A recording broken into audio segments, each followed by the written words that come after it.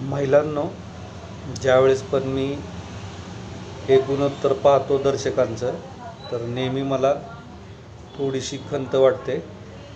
काही हरकत नाही, आपला दर्शक ग्रामीण दाटणीचा आहे किंवा महिलांकडं आज लाडकी बहीण योजनेनंतर देखील अँड्रॉईड फोनचं प्रमाण कमी असेल. हे गुणोत्तर किती असू द्या, ठीक आहे, ते प्रत्यक्ष मूल्यांकन असतं की किती फोनवरून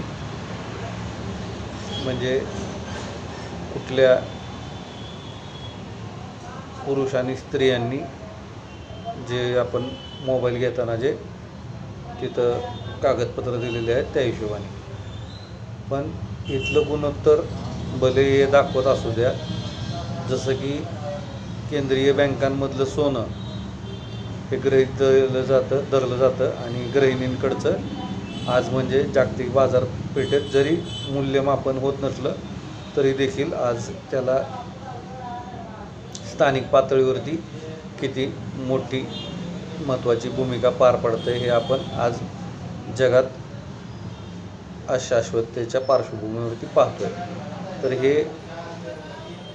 ह्याच्यापेक्षा सुधारेल न सुधारेल, पण सर्व दर्शक प्रेक्षकांना विनंती आहे की कुठलीही प्रस्तावित परियोजना ही ज्यावेळेस आपण कव्हरेज देतो,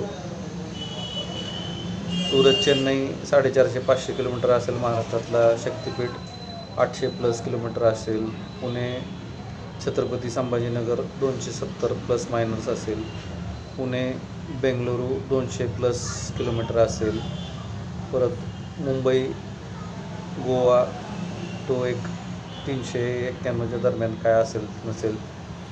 म्हणजे सद्यस्थितीतला पुणे मुंबई एक्सप्रेसवे असेल, समृद्धी महामार्ग असेल, हे झाले पूर्णत्वाला गेलेले प्रकल्प. आणि आता गुजरात बॉर्डरपासून येऊ घातलेला दिल्ली मुंबई एक्सप्रेसवे असेल किंवा इवन बुलेट ट्रेनचं काम असेल.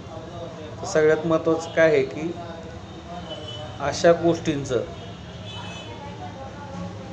जनसामान्यांना अभिप्रेत असलेल्या त्या पुरोगामी महाराष्ट्राचं भजन कीर्तन किंवा आणखीन काय शब्द वापरू शकतो आपण त्याला, प्रवचन, अशा प्रकारे आता समाज प्रबोधन होणं गरजेचं आहे. आणि हा जो गुणोत्तराचा इथला तफावत आहे ती ठीक आहे, पण प्रत्यक्षात नको.